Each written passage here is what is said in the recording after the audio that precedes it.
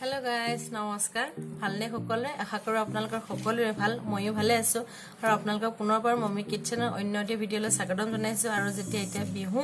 গতিকে আপোনালোকৰ সকলোলৈকে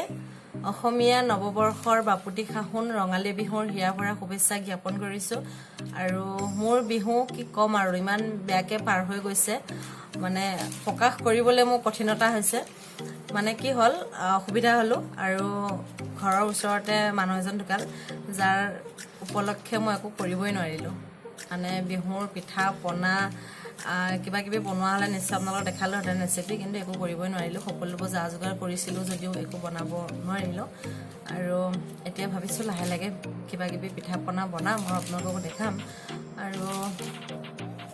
ভাষা নাইকিয়া হৈ গৈছে মানে ক'বলৈ যোৱাবাৰটো লকডাউনে সুবিধাই দিয়া নাছিল এবাৰ লকডাউন নাই চৰকাৰৰ ফালৰ পৰা পাৰমিশন আহিছিল যে বিহুটো পাতিব পাৰিব ৰাইজে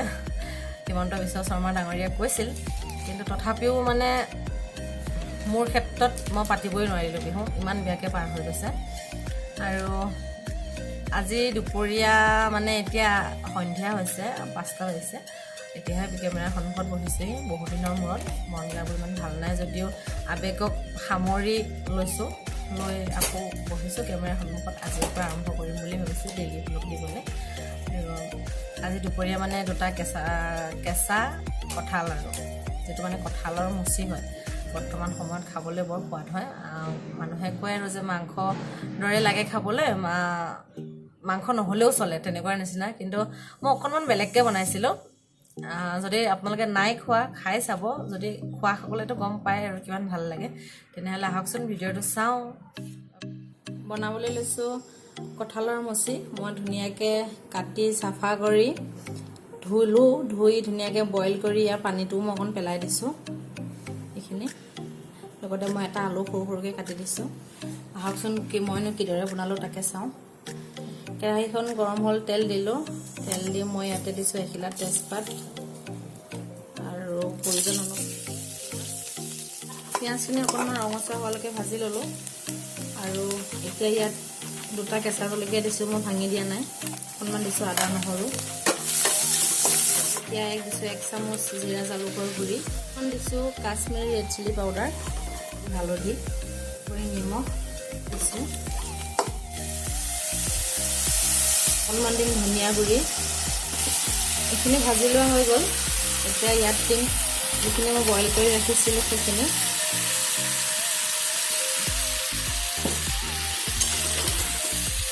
কঁঠালৰ মুচি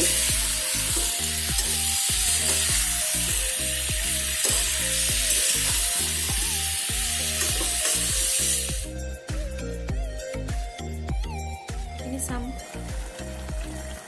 সিজি গ'ল কিন্তু হ'লেও আৰু অলপ সময় সিজাম আকৌ সিজাম ঢাকনা লগাই চালু উদঙাই লৰাটোলৈ কাঢ়ি দিলো আৰু এতিয়া জলকীয়াকেইটা ভাঙি দিম এইখিনি আকৌ সিজাম 5 মিনিট 10 মিনিট মান মান ধনিয়া পাত দি হৈ গ'ল আৰু খাব পৰা হৈ গ'ল মই অকণমান ভাঙি দিছো মায়ে ডাঙৰ ডাঙৰ হৈ থাকিলে অসুবিধা পায় কিন্তু মই ডাঙৰ হৈ থাকিলে ভাল পাওঁ অকণমান ভাঙি দিছো কেৰাহী আকৌ গেছত পাতি দিলো প্ৰয়োজন অনুসৰি মিঠাতেল দিছো এবাৰ বনাম কঁঠাল আৰু মাংস চাই থাকিব ভিডিঅ'টো শেষলৈকে তেল গৰম হোৱাত দিছো পিঁয়াজ এখিলা তেজপাত সৰু এতিয়া ইয়াত দিম মাংস সেইখিনি মই মেৰিনেট কৰি ৰাখিছিলোঁ মাংসখন অলপ সময় ভাজি ললো আৰু এতিয়া ইয়াত দিম এইখিনি মানে এইখিনি কঁঠাল আৰু অকণমান আলু লৈছোঁ বইল কৰিলোঁ আলু 4-5 পিচমান লৈছোঁ যিহেতু ল'ৰাটো আছে সেইবাবে এইকণ মই যিখিনি চব্জি বনাইছোঁ তাতকৈ অলপ সৰুকৈ কাটি বইল কৰিছোঁ 1 চামুচ আদা নহৰু অকণমান আলু মিহিকৈ কাটি ইয়াত দিম হালধি প্ৰয়োজন নিমখ আৰু দিম এচিকুটমান কাশ্মীৰী ৰেড চিলি পাউডাৰ চাইছোঁ এইখিনি হৈ গৈছে ভাজি লোৱা আৰু ইয়াতে এতিয়া দিম জিৰা জালুক আধা চামুচ দিছোঁ কি আছে তেলটো পূৰা গতিকে ইয়াত জলকীয়া নাই দিয়া ল'ৰাটোৱে খাবৰ কাৰণে জলকীয়া নাই দিয়া আপোনালোকে ইচ্ছা কৰিলে আপোনালোকে কেঁচা জলকীয়া হওক বা গুড়ি জলকীয়া হওক দি ল'ব পাৰে মই জলকীয়া নিদিয়াকৈ ভাজিছোঁ এইখিনি হৈ গ'ল হেল্ল' গাইজ কঁঠালৰ চব্জিখিনি খাবলৈ বৰ সোৱাদ হৈছিল মানে যিটো মাংসৰ লগত বনাইছিলোঁ সেইটোতো ক'বই নালাগে আৰু ইমানেই ভাল লাগিছিল এবাৰ প্লিজ ট্ৰাই কৰি চাব কঁঠালটো সকলোৱে খায় কিন্তু মাংসৰ লগত খায় নে নাখায় মোক কমেণ্ট কৰি জনাবচোন আৰু আমাৰ এইখিনিত মানে কি হয় লোকেল মুৰ্গীৰ লগত খাবলৈ বেছি সোৱাদ হয় কিন্তু আমাৰ এইখিনিত লোকেল মুৰ্গী একেবাৰে পোৱা নাযায় মানে হয়তো আমি ৰহা যাব লাগিব নহয় মানে তেলাহী বা আহঁতগুৰি যাব লাগিব মানে কি হয় লোকেল মুৰ্গী একেবাৰে পোৱা নাযায় আমি খালি ব্ৰইলাৰ মাংসটো পোৱা যায় আৰু মাছটো বাৰু ডেইলি থাকে যিহেতু বিলখন আছে মাছ থাকেই বাৰু সদায় আৰু গতিকে লোকেল মুৰ্গীৰ লগত খাবলৈ বেছি ভাল হয় আপোনালোকে পাৰে যদি লোকেল মুৰ্গীৰ লগত খাব মই বাৰু ব্ৰইলাৰ লগতে ৰান্ধিছিলোঁ কিন্তু ব্ৰইলাৰ লগত ৰান্ধিছিলোঁ যদি মানে ইমান এটা সোৱাদ হৈছিল ইমানেই ভাল লাগিছিল খাবলৈ প্লিজ ট্ৰাই কৰি চাবচোন এবাৰ